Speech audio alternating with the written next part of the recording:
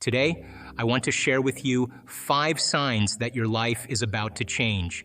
These signs are not just random occurrences, they are powerful indicators that a shift is happening within you and around you. So let's dive right in. Let's begin by exploring the first sign, feeling a sense of disconnection from your current reality. Have you ever had times when you feel like things just aren't quite right, like you don't quite fit into the world around you? Maybe it's like you're standing on the outside looking in and you can't quite figure out why. This feeling of disconnection is like a gentle tap on the shoulder from your inner self, nudging you towards something greater. It's like your soul is whispering to you, telling you that there's more to life than what meets the eye. This feeling of disconnection is a signal from your higher self that you are ready for something more, something deeper, more meaningful, and more fulfilling. So instead of pushing it away or ignoring it, embrace this feeling. Trust that it's guiding you towards a new path, a new adventure, a new chapter in your life. Now let's take a closer look at the second sign, increased awareness of your thoughts and emotions.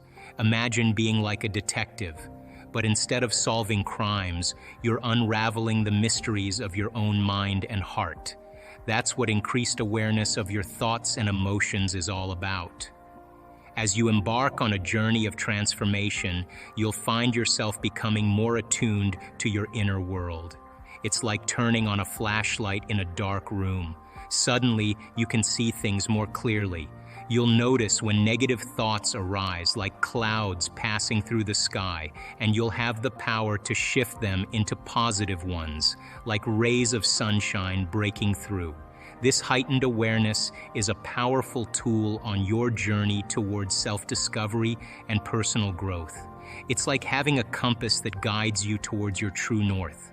When you're aware of your thoughts and emotions, you gain insight into the patterns and beliefs that shape your reality.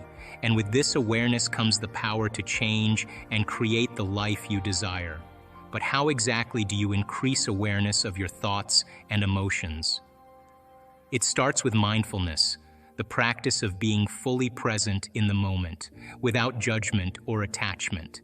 Take time each day to check in with yourself. Notice the thoughts that flit through your mind like butterflies and the emotions that ebb and flow like waves. Simply observe them without getting caught up in them. Another powerful tool for increasing awareness is journaling. Take a few minutes each day to write down your thoughts and feelings. This not only helps you process your emotions, but also allows you to track patterns and trends over time.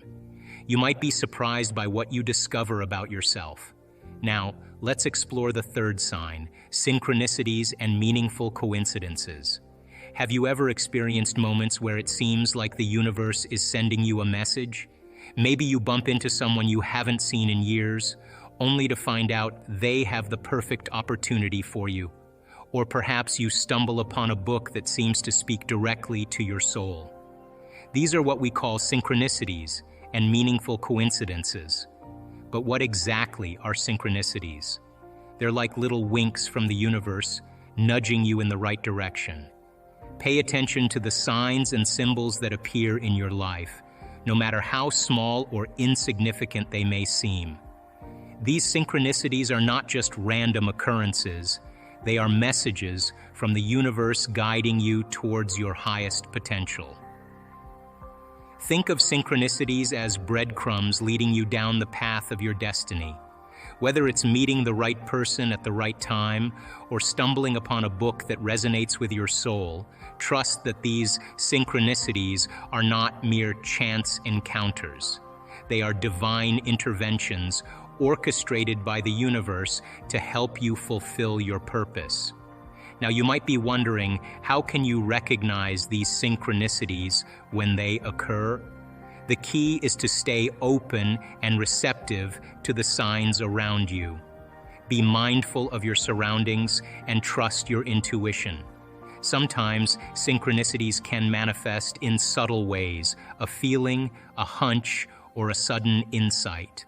Now let's take a closer look at the fourth sign, feeling a deep sense of gratitude and appreciation. Picture this. You wake up in the morning and the first thing you feel is thankful for the new day ahead. You look around and notice the little things, the sunshine streaming through your window, the smell of fresh coffee brewing, the sound of birds chirping outside. That's what it means to feel a deep sense of gratitude and appreciation. As you align with your true purpose, you'll start to notice these blessings more and more. You'll find yourself feeling grateful for the simple joys in life, a warm hug from a loved one, a delicious meal shared with friends, a beautiful sunset painting the sky. Even when faced with challenges, you'll be able to see the silver lining and appreciate the lessons they bring. You see, challenges are like teachers in disguise. They may test your strength and resilience, but they also offer valuable opportunities for growth. When you approach challenges with a grateful heart, you shift your perspective from one of struggle to one of possibility. You begin to see that every obstacle is a stepping stone on your journey towards greater fulfillment. So, how can you cultivate an attitude of gratitude? It's simple, really. Start by taking a moment each day to count your blessings. You can do this by keeping a gratitude journal, where you write down 3 things you're thankful for every day. It could be anything, from a kind gesture from a stranger to a moment of peace and quiet. Now, let's take a closer look at the 5th sign, a strong desire for change and growth. Imagine feeling a burning desire deep inside you, like a spark that wants to grow into a blazing fire. That's what a strong desire for change and growth feels like. It's like a hunger for something more, something bigger than what you have right now. When you find yourself craving change and expansion, don't be afraid of it. Embrace it with open arms. This longing for growth is like a gentle nudge from the universe, telling you that it's time to step into your full potential. It's a sign that your soul is ready to evolve to the next level of your journey. You might feel this desire in different ways. Maybe you're tired of the same old routine and yearn for new experiences. Or perhaps you feel a deep inner calling to pursue your passions and dreams. Whatever form it takes, listen to this desire. It's your inner wisdom speaking to you, guiding you towards a life filled with purpose and fulfillment.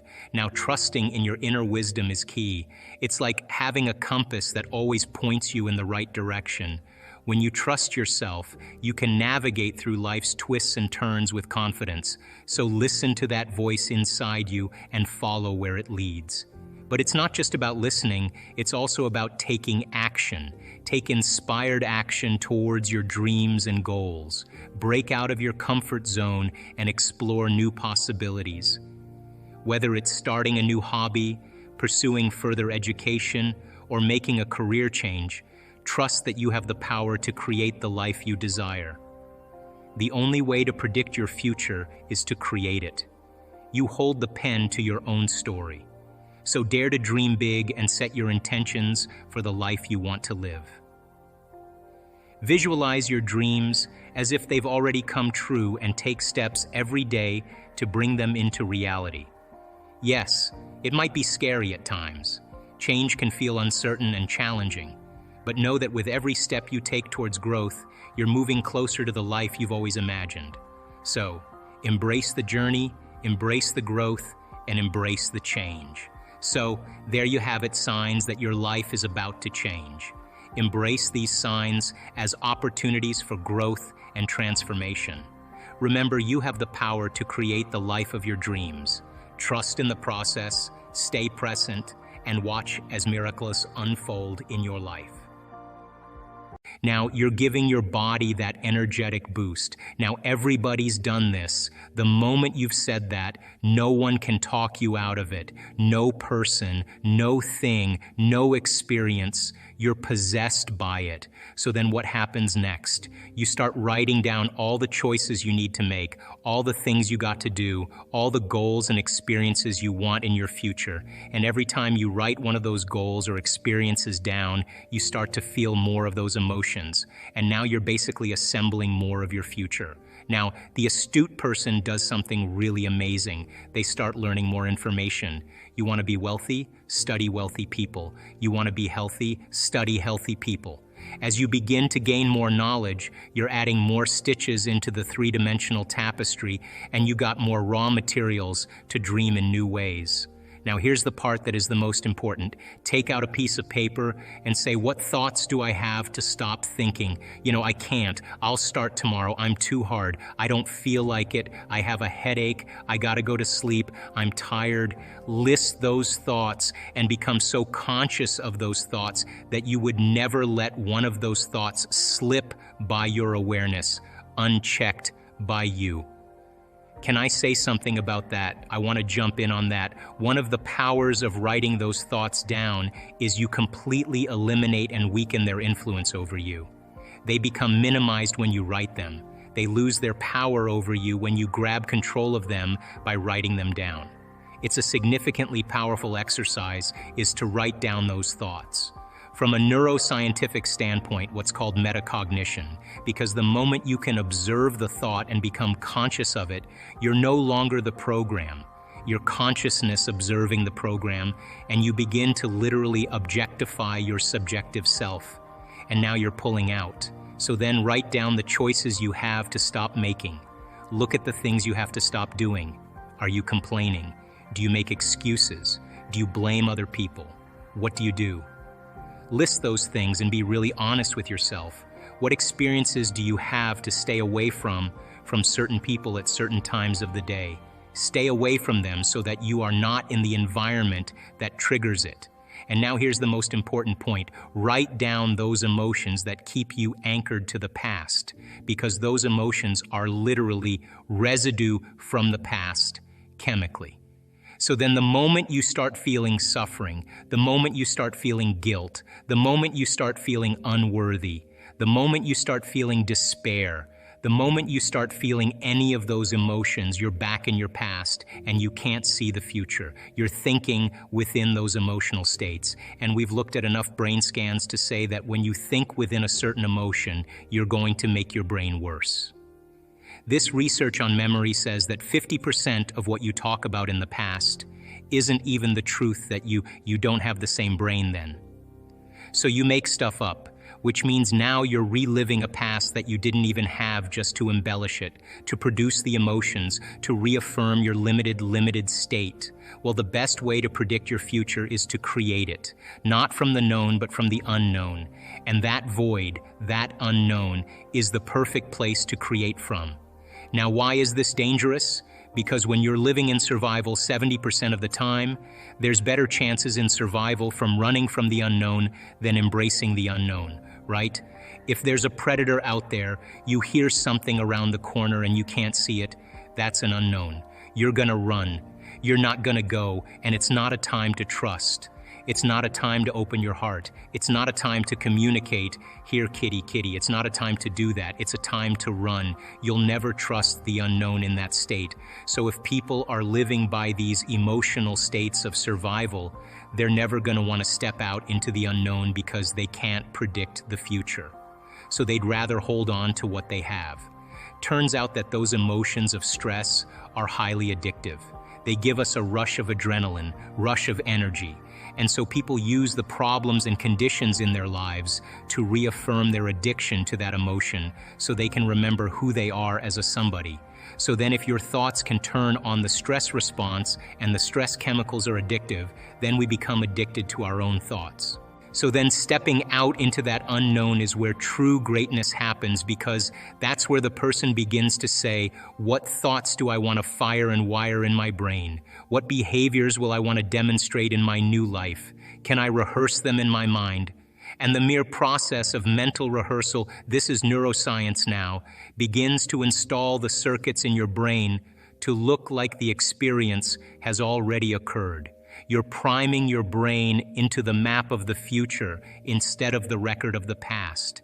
And then the true person who's in the process of transformation will say, can I teach my body emotionally what that future is going to be like? Can I begin to embrace the joy of my new life?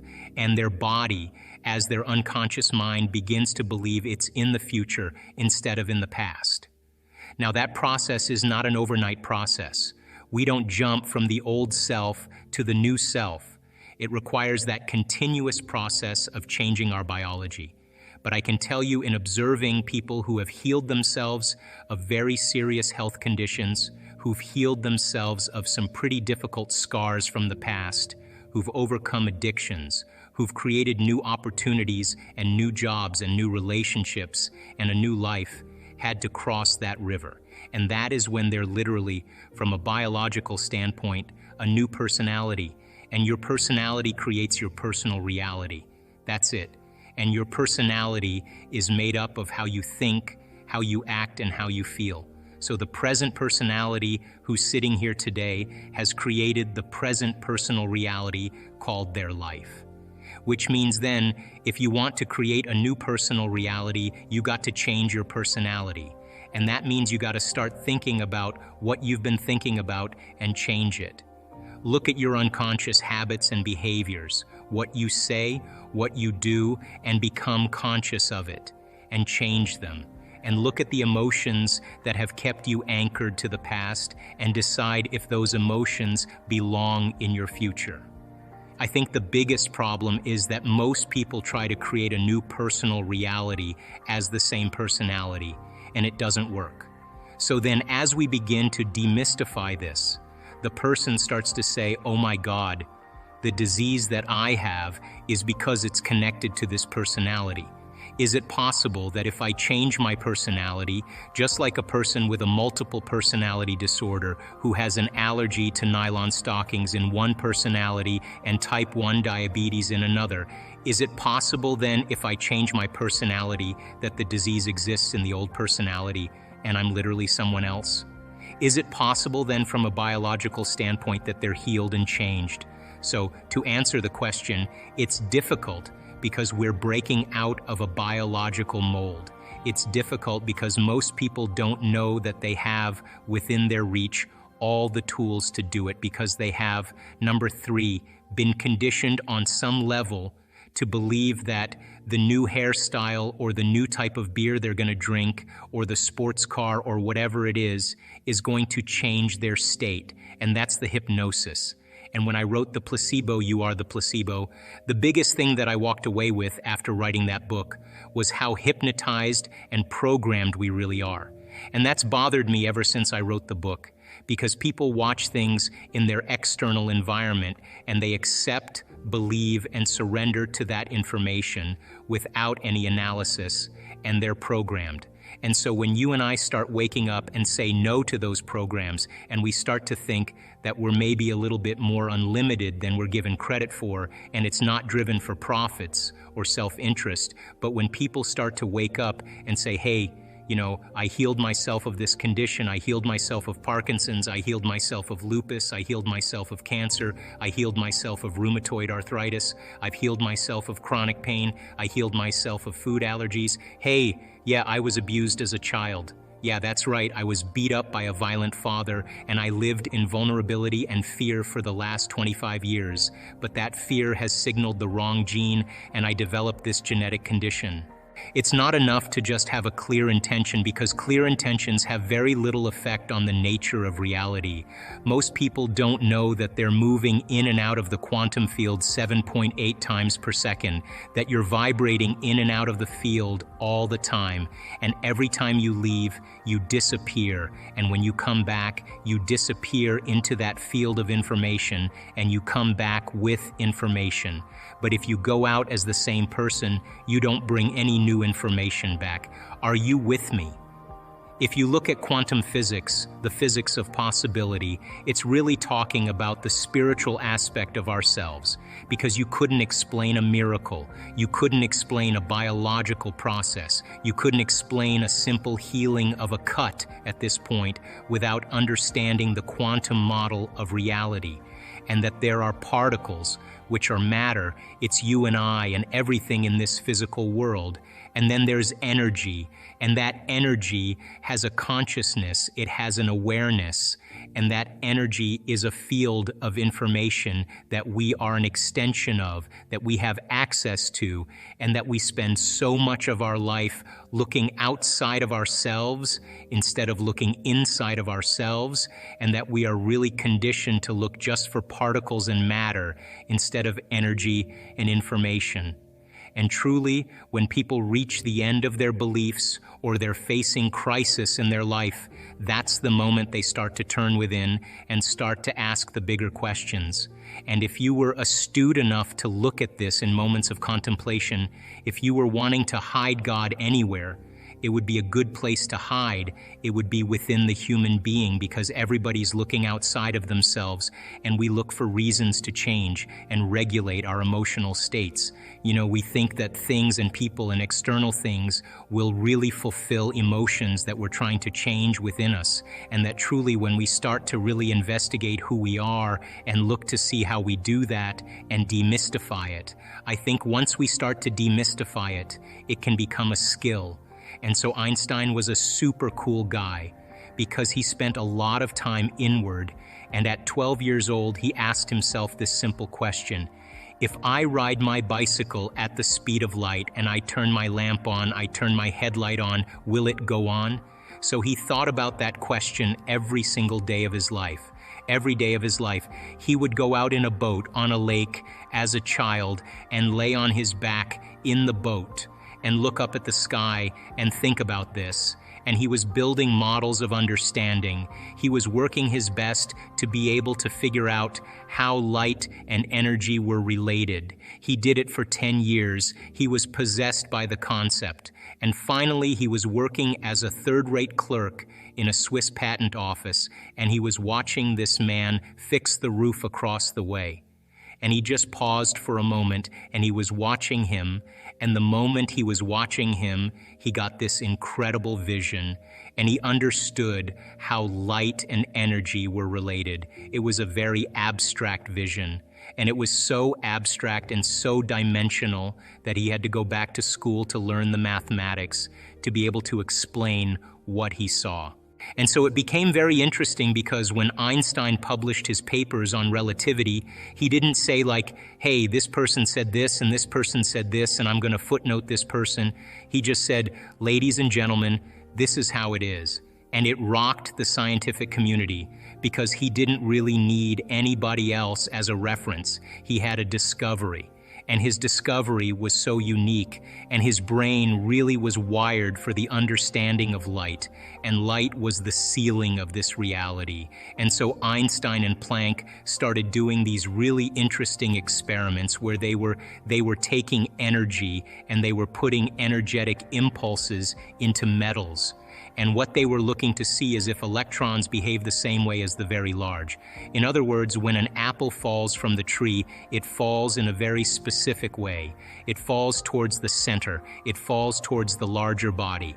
So he reasoned, well, if we disturb electrons, and him and Planck were doing these experiments, if we disturb these electrons, then they should fall just like an apple falling from the tree towards the nucleus. It should be predictable, just like it's predictable in Newtonian physics and classical physics. Well, when they started disturbing the electrons, something very unusual happened. The electron gained energy, then it lost energy, and it gained energy, and it lost energy.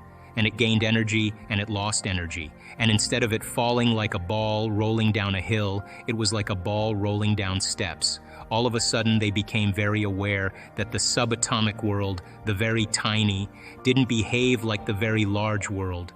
And so then they started to look for the electron. They started to try to measure it, and everywhere they looked for it, it appeared.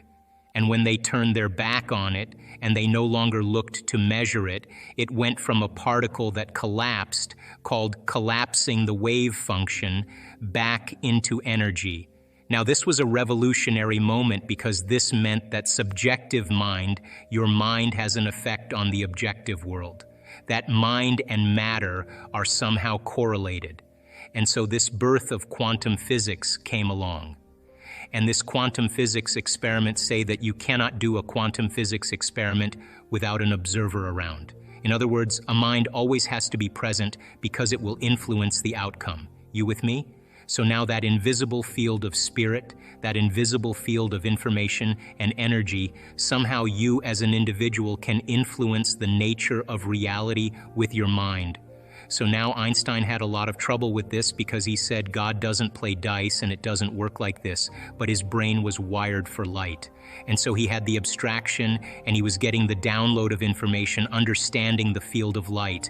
And the quantum physicists were saying, well, actually, there's a field of information beyond space and time, beyond light, where everything is unified.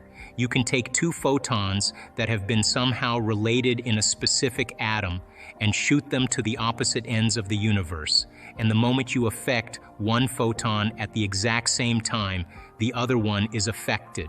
So they were being connected or affected in a realm faster than the speed of light. In other words, it would take time if you affected one for the other one to be affected. But if they were beginning to be affected at the exact same time, they were connected in a realm beyond physical reality. Are you with me? And so when the movie What the Bleep came out, and we basically made an effort to show that your mind has an effect on reality, and that in order for you to begin to change your reality, you got to change your mind and change the way you live your life. And we wanted people to become inspired by the process of creation, really give it a shot.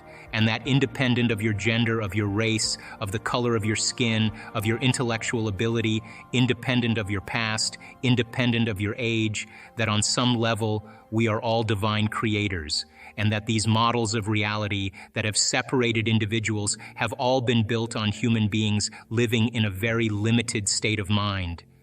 And so when quantum physics was born and the whole concept of reality began to unfold, people started to really challenge the nature of reality and that concept that you are somehow connected because you are made of photons and atoms and electrons, that on some level you are an organization, a community of 70 trillion to 120 trillion cells, and all of those cells are made up of atoms and molecules and chemicals. And all of those are working in a coherent form to express yourself as a physical body. Some of the research shows that, 90% of the thoughts that we think on a daily basis are the same thoughts as the day before. So if you think that your thoughts have something to do with your destiny, and 90% of your thoughts are the same known thoughts that you're always thinking, then your life should stay the same. Because the same thoughts lead to the same choices. The same choices lead to the same behaviors. Same behaviors create the same experiences. The same experiences produce the same emotions. Those same emotions tend to influence the way we think. And our biology, our neurocircuitry, our neurochemistry, our hormones, and even our gene expression is equal to how we think, how we act, and how we feel. And how you think, how you act, and how you feel is called your personality. And your personality creates your personal reality. That's it. So then it makes sense then. If you want to create a new personal reality, a new life, you're going to have to change your personality. And you've got to start thinking about what you've been thinking about and change it. You've got to become aware of your unconscious habits and behaviors, even how you speak. Then you have to look at the emotions that you live by every single day and decide, do these emotions belong in my future? So many people try to create a new life as the same person. In order to create a new personal reality, you've got to change your personality. So the principle in neuroscience says that nerve cells that fire together wire together. Thinking the same way, making the same choices, demonstrating the same actions, creating the same experiences that stamp the same networks of neurons into the same patterns, all for the familiar feeling called you. And you do that for 10 years in a row. You're going to hardwire your brain into a very finite signature because you're firing and wiring that way. And that box in the brain, that becomes our personality, becomes our identity. And by the time we're 35 years old, for the most part, we've done something so many times that the body now knows how to do it as well as the mind. And that's a habit. So we have these unconscious programs of behaviors, automatic habits, redundant emotional reactions, hardwired beliefs, perceptions, attitudes that function just like a computer program. You press go and it runs automatically. So then when it comes time to change, thinking positively is going to do nothing because your body has been conditioned for the most part into a program in the past. So the thought never makes it to the body because the body's on a different program. So how do we begin to influence the body so that the thought actually produces some type of change? So think about it.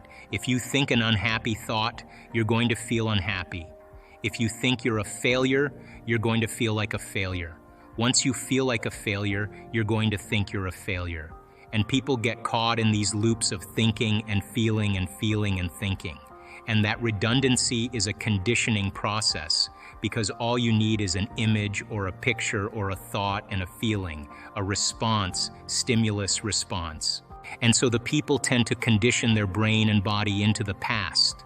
And so when it comes time to change, you got to leave that familiar territory.